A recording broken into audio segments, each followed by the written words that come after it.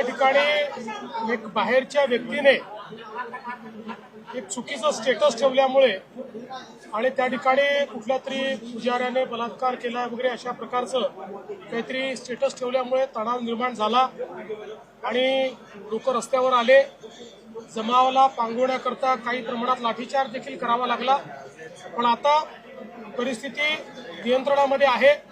दोन्ही समाजाची लोक एकत्रित बसलेली आहेत आणि हा तणाव त्या ठिकाणी संपवण्याचा प्रयत्न चाललेला आहे.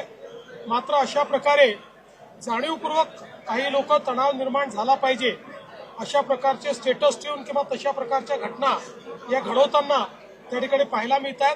त्यांच्यावर कठोर कारवाई ही निश्चितपणे केली जाईल.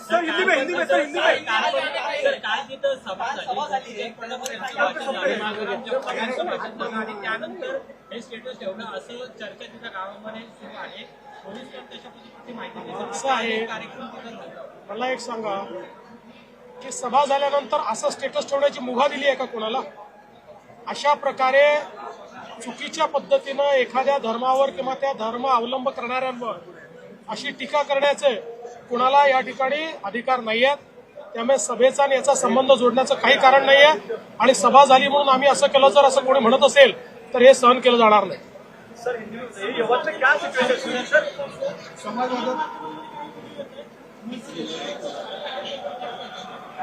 असं आहे की आता त्या ठिकाणी शांतता आहे.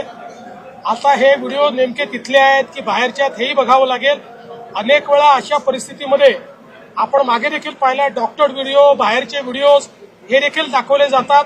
प्रिसिपिटेट करण्याचा प्रयत्न केला जातो.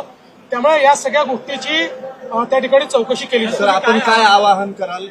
माझं एकच आवाहन आहे की सगळ्यांनी शांतता ठेवली पाहिजे. कोणीही कायदा हातात घेऊ नका. कोणी जर बेकायदेशीर काम करत असेल तर पोलीस त्याच्यावर कारवाई करेल. कोणाला कायदा हातात घेण्याची आवश्यकता नाही.